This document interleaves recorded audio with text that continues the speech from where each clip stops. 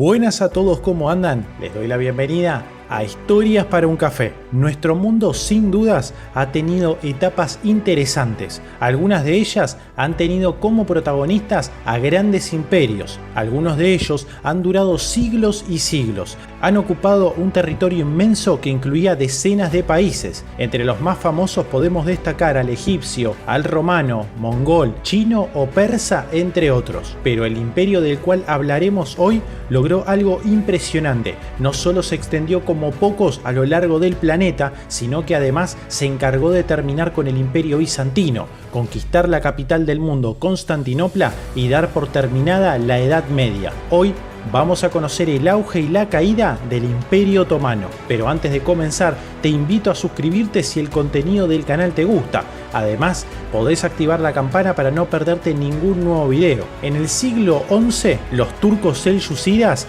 un pueblo de la estepa asiática que había aceptado la versión sunita del Islam, arrasó Persia y los territorios vecinos del este. Más tarde, avanzaron hacia el oeste de Anatolia. En ese lugar, lidiaron con las fuerzas del Imperio Bizantino, derrotándolas cerca de Manzikert en 1071. Y en lo sucesivo, varias tribus turcas se asentaron en la región. A finales del siglo XIII, los diversos beilicatos o pequeños reinos de Anatolia eran prácticamente independientes, pero se enfrentaban entre sí. Osmán, el cacique de Bitinia, una región situada hacia el oeste, cerca del mar de Mármara, inició una guerra con el reino bizantino de la frontera, expandiendo sus dominios a sus expensas y asediando Prusa, la cual cayó después de la muerte de Osmán en 1326. Los sucesores de Osmán arrasaron las posesiones bizantinas en Anatolia y Europa e incluso se apoderaron de los Balcanes a fines del siglo XIV. Los europeos trataron con vehemencia de luchar contra los otomanos, pero fracasaron, sobre todo en las batallas decisivas en Kosovo en 1389 y Nicópolis en 1396. Los turcos encontraron un rival igual de poderoso, no del oeste, sino del este, cuando enfrentaron las fuerzas del Imperio Timúrida por un conflicto territorial en Anatolia. Este imperio estaba bajo el mando del turco mongol Timur. El encuentro fue cerca de Ankara en 1402. Los otomanos fueron derrotados y el sultán Bayezid I fue hecho prisionero tras la derrota en ese año. Sin embargo, las potencias del oeste no aprovecharon esta enorme oportunidad y después de una guerra civil, también conocida como el Interregnio Otomano, que fue de 1402 al 1413, Mehmed I, uno de los hijos de Bayezid, surgió victorioso como el gobernador inigualable del reino unificado otomano y a menudo se le denomina el segundo fundador del imperio.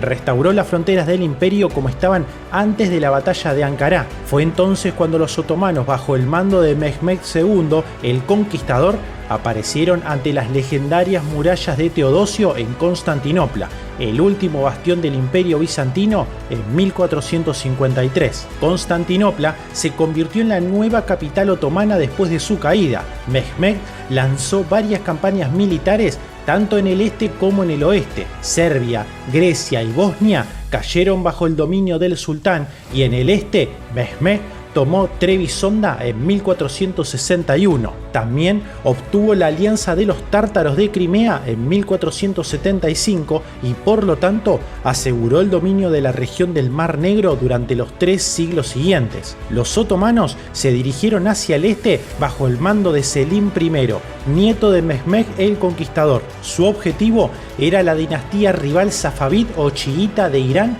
y el sultanato mameluco de Egipto. Asestó una derrota decisiva al primero en 1514, pero no logró una conquista completa. El reino mameluco, sin embargo, fue conquistado en su totalidad alrededor de 1517. Esta última victoria dio a los otomanos entrada a las ciudades islámicas santas de la Meca, Medina y Jerusalén, lo que les permitió demandar el título de califa del mundo islámico. Los otomanos y safávidas y los sucesivos imperios persas continuarían enfrentándose a intervalos por los siguientes 3 siglos. Los territorios en Irak y Azerbaiyán pasarían de manos varias veces hasta que los asuntos se resolverían finalmente con un tratado de paz en 1847. El hijo de Selim, Solimán I, sigue siendo el gobernante más famoso de la era otomana y se le conoce como Kanuni, que significa legislador en el este y como el magnífico en el oeste. Conquistó Belgrado en 1521, tomó la isla de Rodas en 1523 y aseguró una victoria importante y trascendental contra Hungría en la batalla de Moax en 1526. En África, Argel había aceptado en 1517 el protectorado de Selim. Túnez entró en el dominio otomano bajo Solimán en 1534. Solimán el Magnífico murió mientras hacía campaña en Hungría en 1566, dejando el imperio en manos de su único hijo sobreviviente, Selim II. Algunos historiadores afirman que este fue el comienzo del declive otomano. Las siguientes décadas no estuvieron desprovistas de conquistas, pero la autoridad militar y naval del imperio comenzó a debilitarse. Las conquistas de Yemen, Chipre, Túnez, Fez en Marruecos, Creta y Podolia en la actual Ucrania fueron las últimas incorporaciones importantes al reino otomano. En 1683, el ejército otomano enfrentó una desafortunada derrota en las murallas de Viena y como consecuencia perdió su prestigio militar. En 1699, el imperio se vio obligado a pedir la paz ante la amenaza de una invasión colectiva europea. Entonces se firmó el Tratado de Karlowitz, que obligó a los turcos a ceder vastas extensiones de territorio europeo a Austria, Polonia, Rusia y Venecia. Esta pérdida de territorio fue un simple preludio de un largo capítulo de un siglo por venir.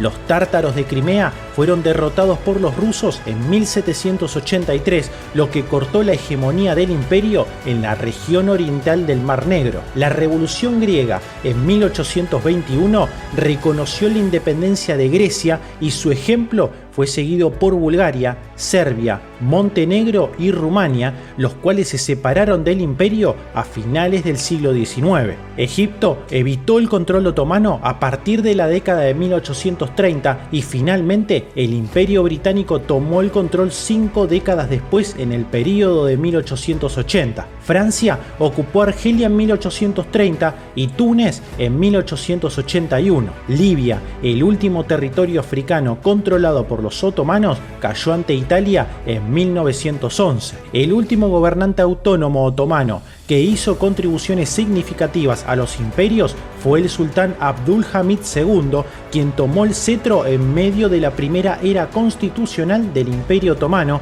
a la que puso fin en solo 2 años, reafirmando una monarquía absoluta. Hamid contribuyó a la modernización de Turquía, sobre todo en el sector de la educación, e introdujo varios avances tecnológicos como el establecimiento de un amplio sistema ferroviario. Aún así, continúa siendo un personaje muy polémico debido a su participación en la masacre de la población armenia local, también conocida como la masacre amidiana, que a menudo se ven como un preludio del genocidio armenio en 1914 que ocurrió más tarde. Abdülhamid fue depuesto en 1909 por el partido Jóvenes Turcos, un movimiento político nacionalista y secular que restauró la monarquía constitucional en el imperio, también conocida como la Segunda Era Constitucional del Imperio Otomano. Sin embargo, a partir de ese momento, los sultanes se convirtieron en simples figuras decorativas y el imperio comenzó el camino a su propia destrucción.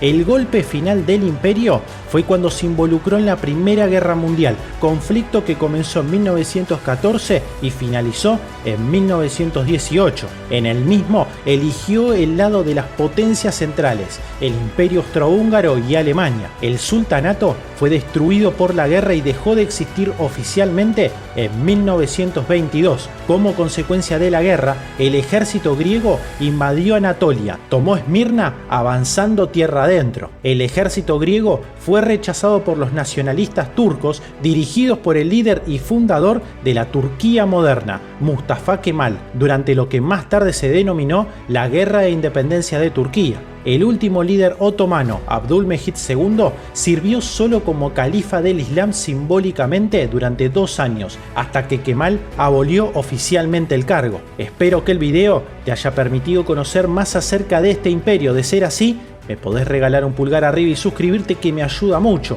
Esto ha sido Historias para un Café y nos veremos pronto. Hasta luego.